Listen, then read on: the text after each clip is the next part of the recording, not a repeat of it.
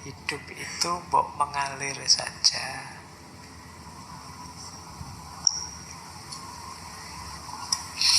Ayo kita jawab satu-satu klaim ini.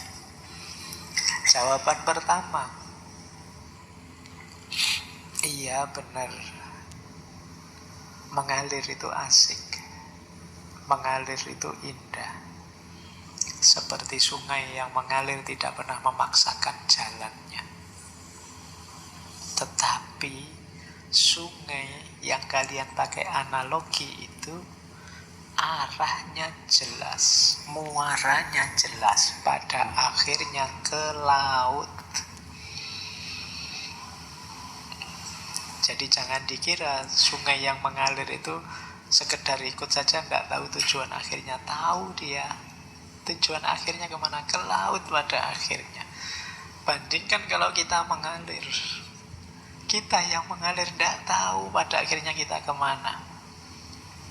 Jadi mengalir mungkin memang perlu, tapi kita juga harus bisa memastikan aliran itu membawa kita kemana, ke laut atau ke rawa-rawa. Jadi kalau sudah jelas sana loh Pak tujuan akhirnya rute ini, ya mengalirlah ke sana. Jadi jangan sebelum tahu akhirnya kalian sudah mengalir. Ya, ini alasan pertama untuk tidak mengalir saja. Bahkan kalau dihubungkan dengan air kan ada peribahasa yang terkenal sekali. Hanya ikan mati yang berjalan mengikuti arus air. Karena kalau ikan hidup dia bisa melawan arus. Jadi kalau kalian hanya mengalir saja, ya seperti ikan mati sebenarnya. Baik, jawaban pertama itu. Jawaban kedua, mengalir memang memberi kita kebebasan, fleksibilitas. Tapi kalau kita tidak sadar arah, tidak tahu ini mau kemana, apa itu bisa disebut mengalir? Bukankah itu namanya hanyut? Ini yang ditegaskan oleh Kanjeng Sunan Kalijogo itu ya, angeli ananging ora keli. Boleh kalian mengalir, tapi jangan tenggelam.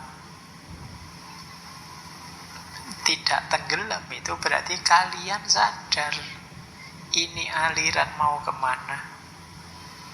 Kalian tidak hanyut begitu saja.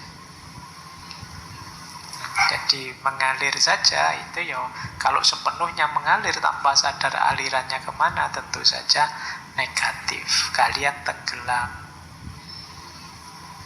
Nanti kata Heidegger, manusia itu ada dua tipe. Yang satu namanya Dasman, yang satu namanya Dasein. Dasein ini manusia otentik yang tegak sebagai dirinya sendiri. Dasman itu manusia yang tenggelam dalam kerumunan. Dia sendiri tidak ada, selain orang menyebutnya hanya bagian dari kerumunan. Itu namanya Dasman. Kalian tidak eksis sebagai dirimu. Tuh, orang yang hanya mengalir saja dan tenggelam itu ciri orang Dasman ini. Jati dirimu, eksistensimu itu secara pribadi, individual, tidak diketahui, tidak diakui, karena kalian hanya dilihat sebagai bagian dari kerumunan orang banyak.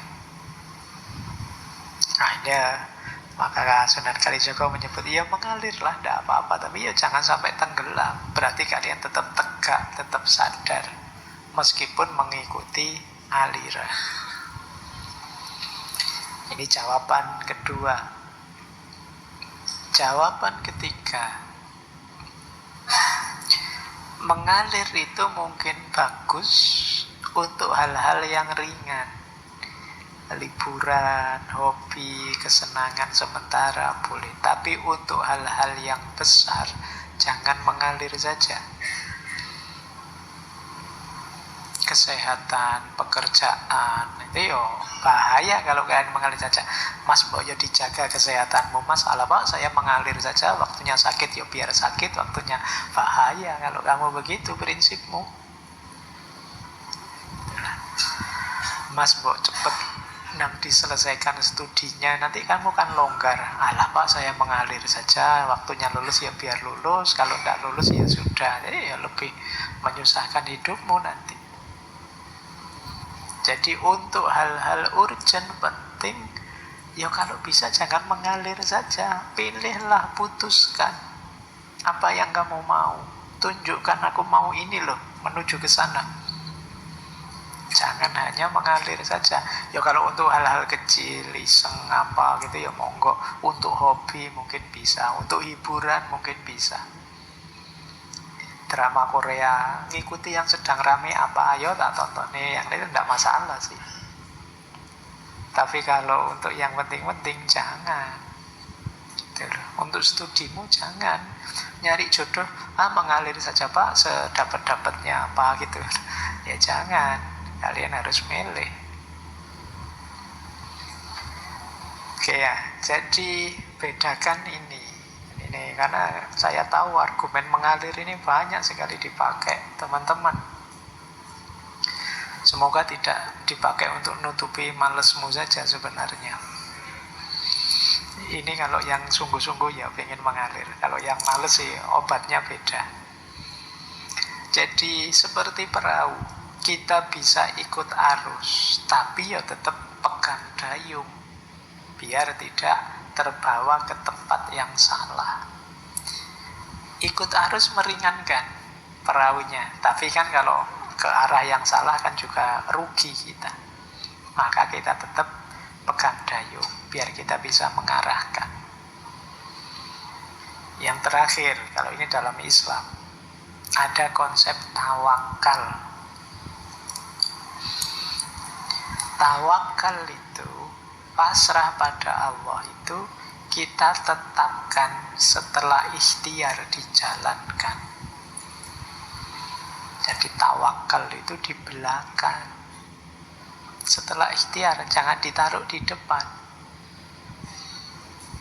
Mas, waktunya ujian loh, ayo belajar. Pak, saya tawakal saja lah Pak, tidak tahu hasilnya. Loh, belum apa-apa kok tawakal. Tawakal itu setelah ikhtiar dijalankan, sudah belajar serius. Mas kemarin belajar Pak, saya sudah sampai jam berapa itu, tapi tidak paham Pak, sudah saya tawakal saja. Nah ini masih mending gitu loh. Jadi jangan belum apa-apa sudah tawakal. Mbok nyari-nyari kerja sana Mas, sudah sarjana. Tidak Pak, saya tawakal saja, kalau sama Allah diberi pekerjaan, ya ayo ya. Apa-apa kok alasannya tawakal, padahal kamunya tidak mau ikhtiar sebenarnya. Tawakal itu setelah ikhtiar dijalankan.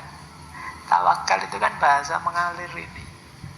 Saya mengalir saja, itu kan sama, saya tawakal saja. Mulia sih bertawakal, itu berarti kita tidak memaksakan hasil.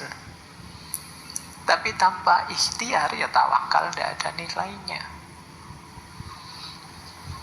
Menunjukkan kita pasif saja, pasrah saja, tidak menjalankan amanat Allah untuk berikhtiar. Oke, jadi nanti kalau ada yang beralasan hidup ini mengalir saja, kalian punya banyak alasan ya sekarang untuk membantahnya.